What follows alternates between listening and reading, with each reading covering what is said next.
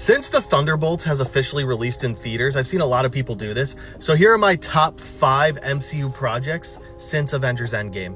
Which, before I get into that, I want to start off with an honorable mention for Guardians of the Galaxy Volume 3.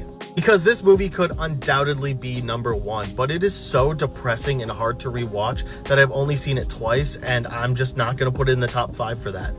So moving on to number 5 is Deadpool and Wolverine for me, because it's so much fun, the action sequences are great, the dancing in this movie had us all in a chokehold, and it's just one of the most memorable movie experiences we've had since Endgame. And number 4 for me is WandaVision. This is still the most creative television show they've made since Endgame. Styling each episode as a different decade of TV and sitcoms was such a creative idea that it kept me glued to that television. I loved every moment of this show because of that.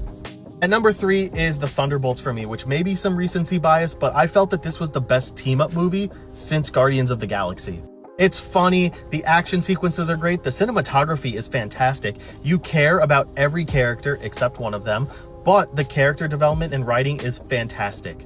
At number 2 is Spider-Man No Way Home, because do I really have to say that much? All 3 Spider-Men on screen at one time was a viewing experience that almost matched Endgame. I also thought it was one of the best Peter Parker driven stories we've gotten in a really long time. And my number 1 MCU project since Endgame is Loki. Everything this show did was beautiful, and it really shows how much Loki has grown and why the fans like him so much.